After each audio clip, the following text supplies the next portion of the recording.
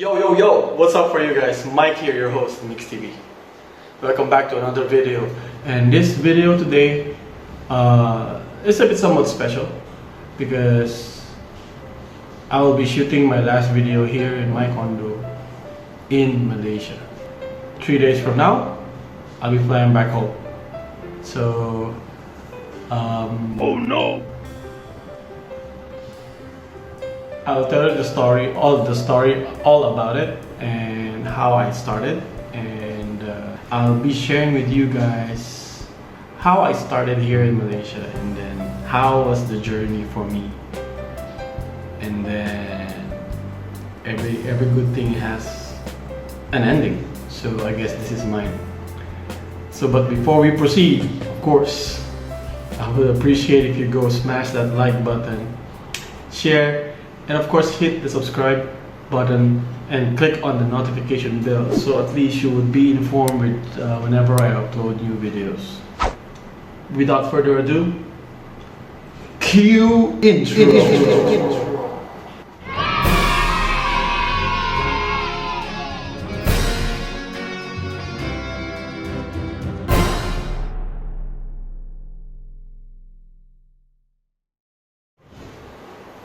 Alright, so we are back.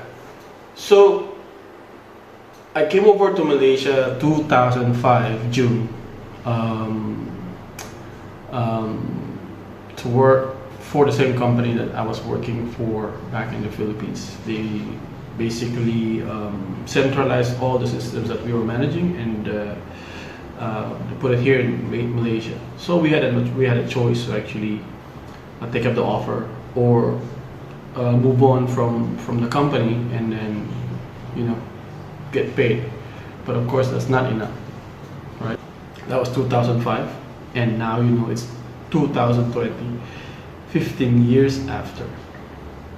So I had a few things to share with you guys. So the first thing is, what were my goals when I decided to move here in Malaysia to continue working?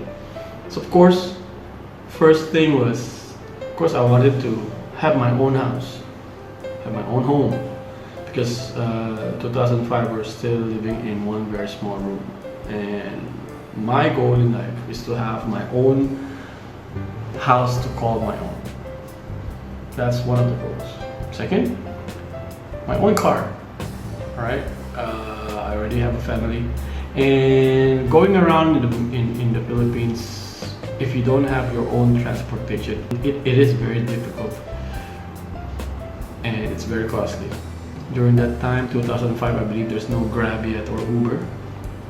Taxis were so difficult to get. So every time I go out with my family during that time, I always curse a lot because of the availability of the taxi during that time. So when I was telling myself, if I get a job that's better pay, a house and a car, it's the first two things I'm gonna get. Of course, I want to focus on my career growth. Fourth one is, of course, save money, and I'd probably put up a business on my own because I cannot be working forever, right? I think that's everyone's goal, to be able to financially support yourself even after your job. And of course, the bottom line is pay off debts. Those are the major goals that I challenged myself when I went to Malaysia, when I moved in here to Malaysia to continue working for the company that I worked for the past 20 years. Right? So that's just the whole gist of everything, the whole target, the whole plan. And I didn't even expect myself to be in Malaysia for 15 years. Yeah, I was only targeting at least 5 to 7 years, and then I plan to go back. But perspective changes, your goals changes, and I'm a very ambitious person, and it just keeps adding on and adding on, right? So let's talk about the things that are really memorable for me here. During my stay here for 15 years, there's a lot of things that happened to me. Good things, bad things, everything in between. 15 years. And to note, I was living alone for the past 15 years in the same condo, this condo, for the past 15 years. And I've never left. I never decided to actually go and find a bigger one because this was the cheapest one that I can get. And up until now, I think the only time they raised the rent was 7 years ago, which is only 30 bucks. So, and I'm alone. So as you can see behind me, and as you can see, it's all empty already because I've already sent all my stuff back to the Philippines. Yeah. So let's talk about the things that are memorable to me. The things that I will probably say that the things that I probably wouldn't be able to do it in the Philippines, right? So first of all is like here in Malaysia, this is where I learned how to drive and own a car. I never owned a car in the Philippines. I don't know how to drive. I don't even have a license back in the Philippines. But when I moved here, because my work is actually outskirts, it's like 35 minutes drive, and I'm gonna do night shift work. And take note, there's no Grab yet. Taxis are expensive. So I invested on a car, an automatic car. It's a very old car, a Toyota Corolla 1990. It's not even covered by the insurance anymore. So for me, it's an automatic car. You can learn it easily. And during the time, I was pressured to actually learn how to drive because I need to drive myself to work because I'm working night shift when I was doing support work. And I was driving without a license then in Malaysia for the past 3 months. And that is a bit scary because if you're driving without a license in a foreign country, it's too risky. The good thing about it is that I work at night, so not less car, no traffic. I don't think there was police around there during that time. And yeah, and I learned how to drive. And then eventually, of course, I got a license. I went back to the Philippines, applied for a license, and then get a license here. And I got one. I got a professional license here. So all good. All right. Also, I became a cheerleader, and not just a cheerleader. Okay. The team captain of the cheerleading team for Malaysia, for my company. Right. So the company I work for, they hosted a big event that was held in Germany. But prior to getting to Germany, all Asian companies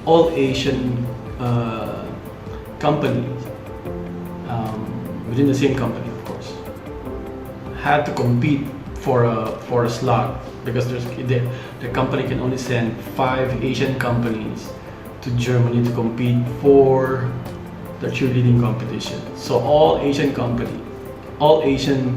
team had to compete first for a slot to be able to go to Germany. So it means that when we formed our own team, we have to compete between, for example, like Japan, China, Thailand, India, Indonesia, Hong Kong, and all other Asian countries just to qualify. So that was held in Singapore. So yeah, and the catch was that I was approached by a colleague saying, "Do you want to go to Germany for free?" I was like, "Who would it?" That was I think 2006. Yeah. So then I said, "What's the catch?" The catch is like we need to dance. I was like, "I can dance." And then, yeah, but this is not just dancing. This is cheer dancing. I was like, "What?" Because I've never done cheer dancing or cheerleading at all. And then he said, "But do you want to go to Germany? It's free." So, what the heck, right? I joined. In fact, we even trained in a professional cheerleading camp. And it was training Saturday, Sundays, twice on those days. We trained with a professional cheerleader. We went to gymnastics school over the weekends. It was so exhausting, but it was so fun because I get to do cheerleading. And we qualified. We won the Singapore competition. We basically qualified together with Philippines, Singapore, Japan, and I think Hong Kong. All 5 countries, all of us. We were representing Malaysia. we were sent to Germany during the FIFA World Cup during 2006. So we were there. So since we're the winners of Asia, we get 1 more week extension just for free, all expense paid. So the first week is the whole event, and 3 days from that whole week is the actual event. So you get 2 extra days, weekends, and then another week to spend in Germany, all for free. Although we flew in by economy, but it's okay. But it's all free. So that's a really memorable thing that happened to me. And the following year, they held an Asia Cup, and then of course we represented Malaysia again, and then we ended up the champions. So that is like one memorable one. So then of course by promotion, I got promoted. So I got promoted to, I became a team manager of the support team, and that actually opened up the floodgates. I managed to actually travel a lot because of my job. I went to Panama. That was a very memorable experience. Why? Because I was held up in the immigration in Panama for 3 hours. I was sitting on the floor outside the immigration of Panama. Why? Because the embassy in Bangkok gave me the wrong pass. Right? I purposely went to Bangkok on a day trip just to get a stamp for my passport for a pass in Panama. And then came back to Malaysia, and then flew out the following day to LAX, and then LAX to Panama. It was a long trip, but it's business class, so it's my first time to travel business class also. So it was a trip that was memorable. When I arrived in Panama, they told me I got the wrong visa, and I was held there for 3 hours. I cannot call, I cannot use the phone because I think the phones there were quad band, and I'm using a tri-band phone. I cannot call outside, I cannot go outside. They had to wait till Bangkok embassy opens up, and then they need to call and then verify my pass and all this kind of stuff. And then 3 hours after, they managed to get me a pass, and then they let me go, and then the guy was waiting for me to pick me up for the hotel was there, and then he thought that I was not coming in. So it's a good thing he waited. And then the following day, people from Panama office took me to the embassy and then gave me a decent visa. That was a memorable one. And going back, actually, I was queuing up to check in on the business class queue. And then there's this stewardess came towards me and then asked me, "Sir, sorry, but the economy class is over there." Then I was like, "Sorry, I think you're mistaken. Can you read my ticket? It says business class." And then she apologized, just because I decided to wear slippers and jeans that has holes in it. She thought that I'm not from the business class. You go through US airport, they will strip you down. They will ask you to take off your socks, your shoes, your belt, whatever. So I told myself I'm not gonna go back and do all of that. I'll just probably go back and wear slippers and then take off my belt and all that. Then they mistaken me for not a non-business class passenger. But that's okay. Alright, of course I managed to go to the US as well. I visited my parents there while during that trip. So, and then I also had the experience of enjoying Mardi Gras in New Orleans. I managed to go to one of the sites in New Orleans, and then we were assigned in New Orleans, and then every night we go to the Mardi Gras place there, and it was fun. It was an eye-opener for me because the place is so cool, right? And it's drinking every night. All right, and then I stayed in Prague for 3 months,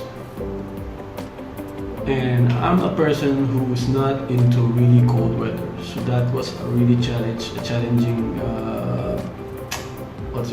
situation for me. But 3 months, because of work, I missed basketball during that time. I felt like I didn't know how to play basketball after that lengthy assignment in Prague. But it's all worth it because I managed to get the system running. I managed to get everything. I learned up everything from the vendors themselves. So it was all worth it. But it's 3 months. Okay. Memorable ones I made during that stay. I made a lot of friends. Friends that initially didn't like me because they thought that I don't know anything about. They thought I didn't know anything technical about the work, and then I proving them wrong, and then they became my friends, and then they became my friends off work, you know. And up until now, we're still,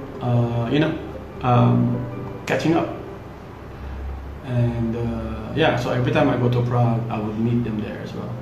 So go out for a beer or dinner or whatever. Yeah. Of course, an amazing boss. I had an amazing boss when I was still a team manager, and that boss always supports me. And it's very sad that during that time as well, he passed. He was giving plenty of signs, and we were not seeing that signs during that time. I've seen a lot of people come and go. During my tenure here for the past 15 years, I've seen people, they just disappeared.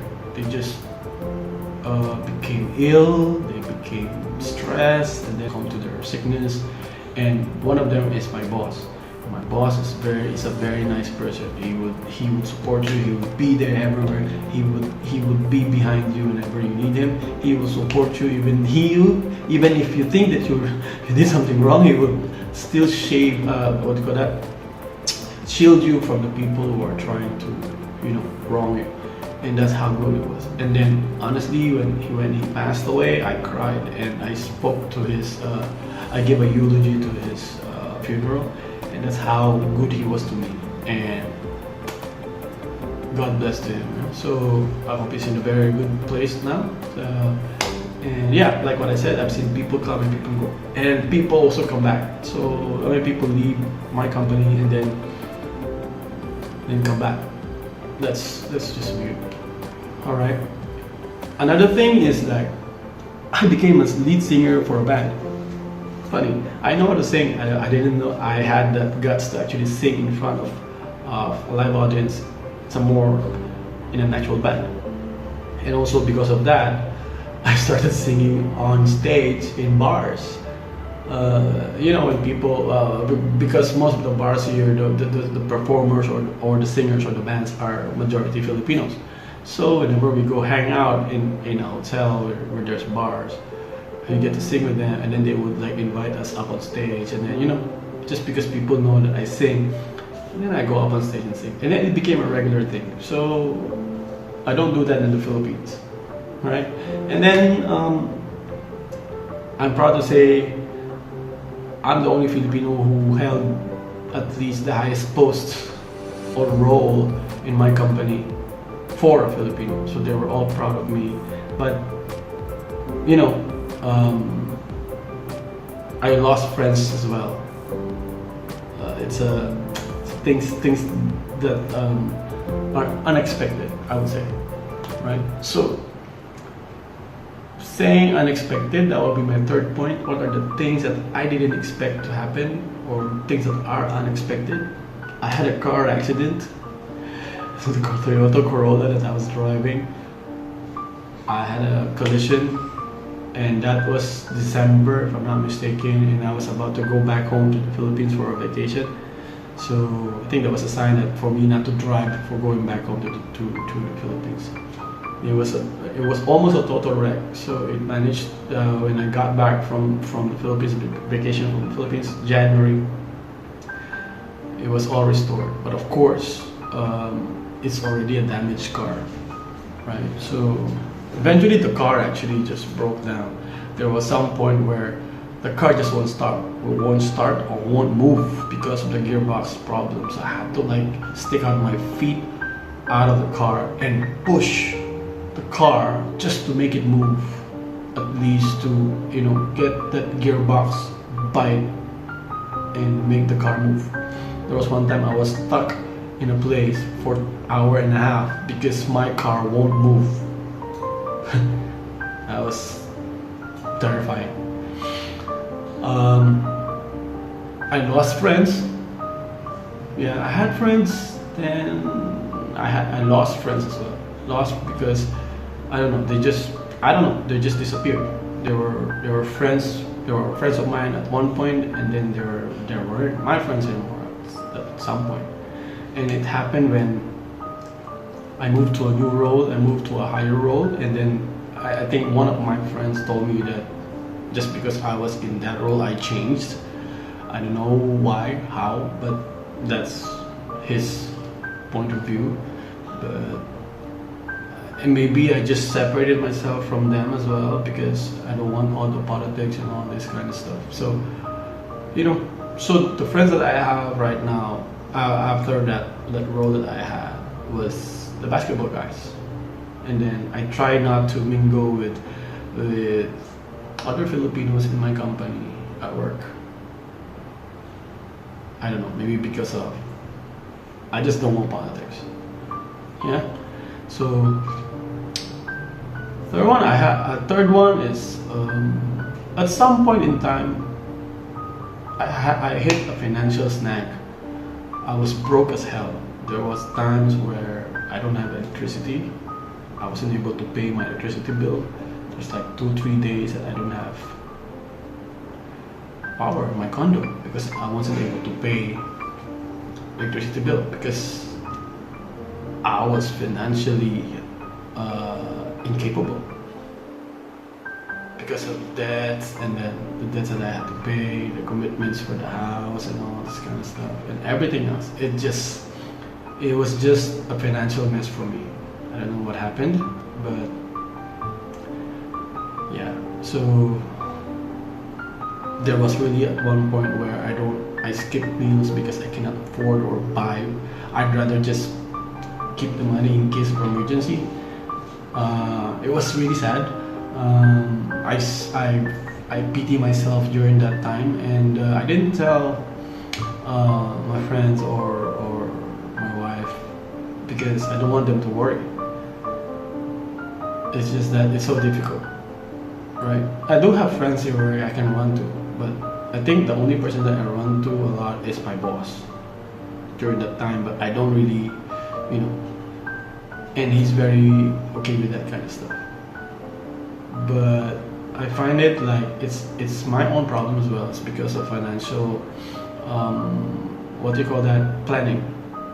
I jump into a lot of financial commitments which I don't have the resources for it yet. I learned that lesson already, so I didn't do that anymore. So I managed to recover from that slowly and surely, and then just became financially smart after that. But that was a long time ago. And the last one is my dad's passing. My parents are in the U.S. and then it was almost my birthday, like 2 days before that, and then my dad passed away. So I don't know what to do.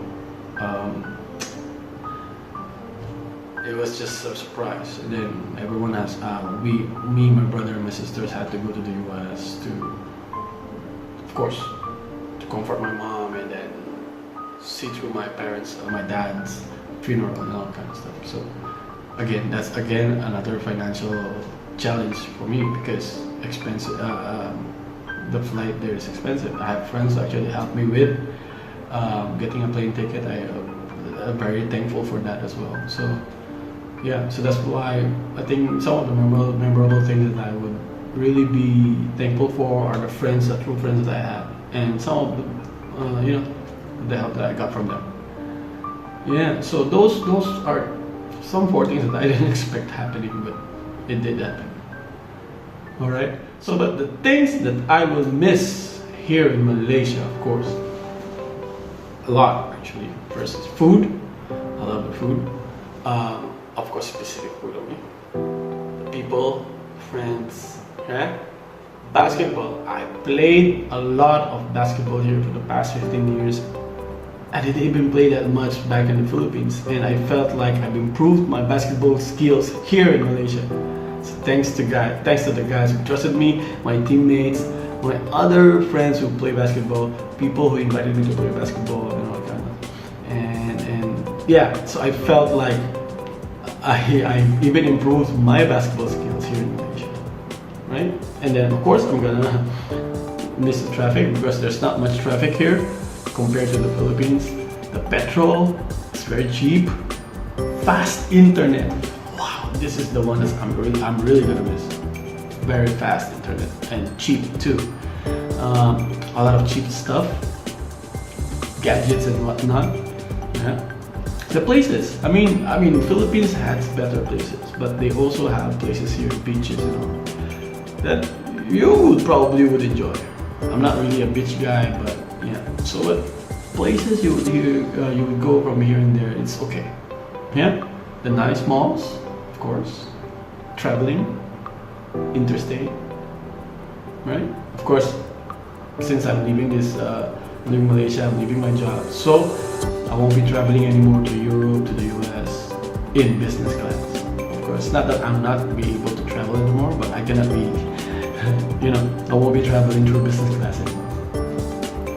Of course, the hotels that I stay in, and then of course the hawker foods, the food stalls, those kind of stuff. I mean, very little things, very small things, but these are the things that I will probably miss. But of course, our Filipino food is better, right? So, things that I won't regret doing is I never eaten durian ever. Since 2005 up until now, I've never had any durian food eaten. Candies, whatever, ice cream, the fruit itself. I don't like the smell. I've never liked it. I will never try it. Second, never ate nasi lemak. Alright? So up until now, I've never did. Yeah? And never did bungee jumping and parasailing. I had an opportunity to do so, but never. And I won't regret not doing it. Alright? So for the past 15 years, I would say I did achieve a lot, I guess. From the goals that I mentioned, the first things that I mentioned earlier, from my goals, I think I achieved a lot. So let's break it down. So my first goal was a home. I managed to get my own home, renovated it twice, and now it's almost fully paid now. So I'm glad, and I felt like it's a big achievement for me. Second, yes, we got our own car already, long time ago, and it's fully paid. Yeah, so paid my debts back home. I have a few investments now. All right, I have a few savings. All right, I would say I had a successful tenure in my company, short of 20 years, and I feel like I've achieved what I was meant to achieve in that company, and I felt like I've already reached the peak of my career. And I think that's the reason why I decided to,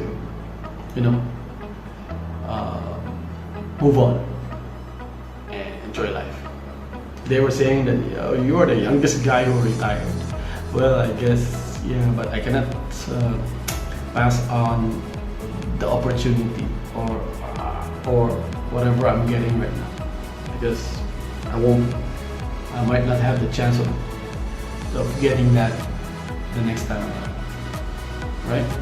Yes, I think I've reached my potential.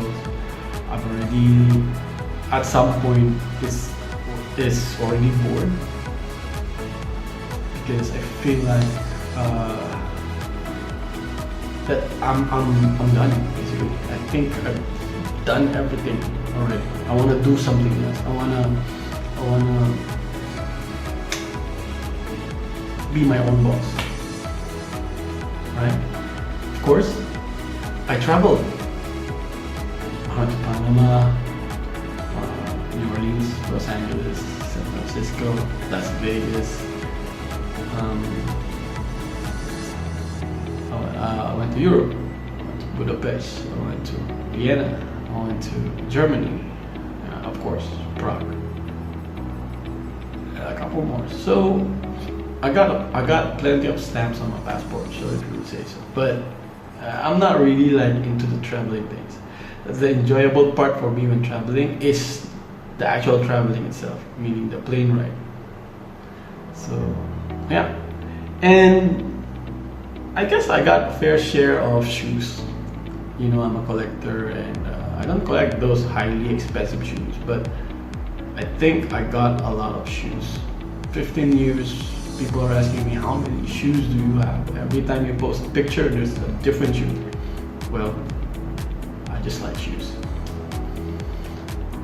Right, so 15 years and 3 months in counting. In a few days more, I'll be back in the Philippines. There was 3 simple things that I wanted. 3 simple things that has 3 letters in it. One is a Mac. 2, tag.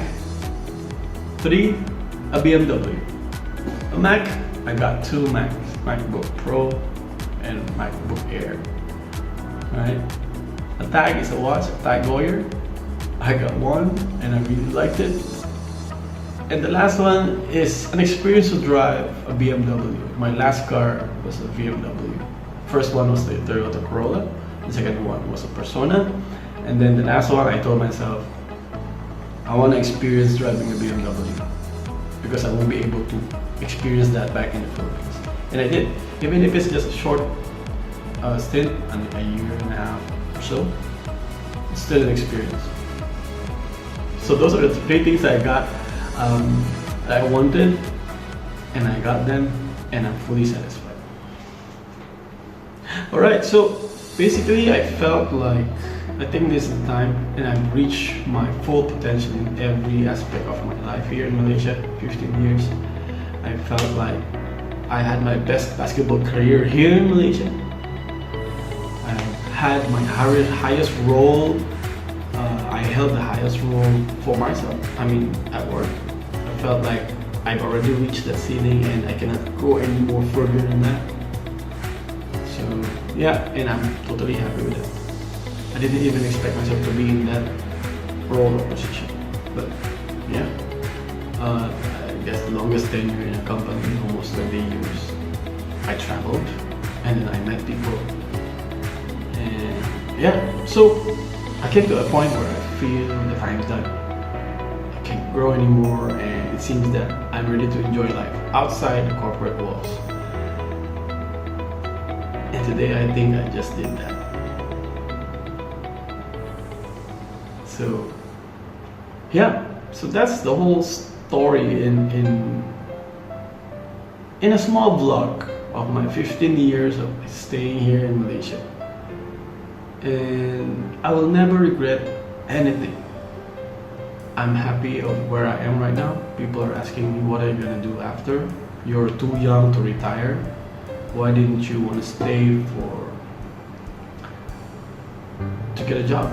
Are you looking for job opportunities back in the Philippines? And I told myself, I think I want to enjoy life first. My eldest is almost finished with his college, and then so I just need to take care of the next one. I'll probably focus on business, have my own time with the family. Although I feel like everyone is saying that I think it's not the right time to do so because of the COVID-19 and the pandemic that's happening around. But I mean, with a pandemic, without a pandemic, if you feel that it's time, it's actually time. So you just do what you think you need to do. And I've been waiting for this opportunity for the longest time. So, and then the opportunity presented itself, and I took it because I've been waiting for it. And I never regret it, right? The only thing I'm gonna regret probably is I won't be able to play basketball the moment I get back to the Philippines because they don't allow 5-on-5 yet compared to here, because Malaysia's been doing well in handling COVID-19. Yeah, so that's it. 15 years in Malaysia, and it's almost gonna be over for me here in Malaysia in the next couple of days. And honestly speaking, I'm not really sad, but I'm gonna miss Malaysia. I'm gonna miss the people here. Imagine I've been here for 15 years and I've seen the place improve around it,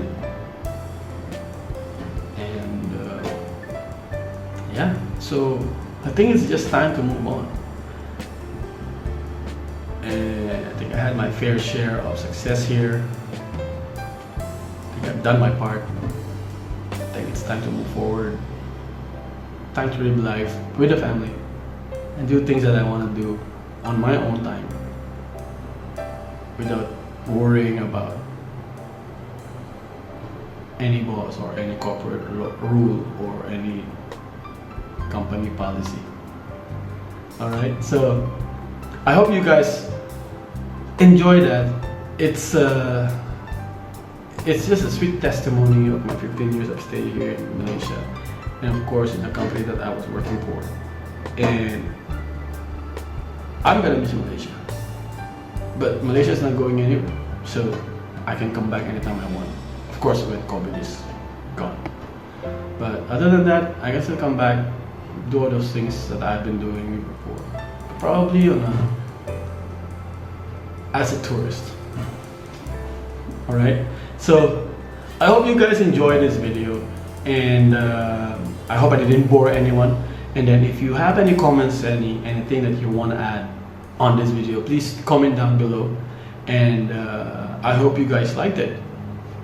Before I go, please do like, share, and hit the subscribe button and click that notification bell so that you won't miss any videos that I will be uploading moving forward. And thanks for all the subscribers, because I just reached 1,000 subscribers and now I'm monetized. Yeah! And promise I will keep posting, I will keep doing these vlogs. It will be a random vlog, but definitely when I get back home in the Philippines, it will be a totally different vlog. And probably won't be speaking English anymore. But of course, yeah. So that's all for now. That's all for tonight. I will see you guys on the next vlog. See ya. Bye.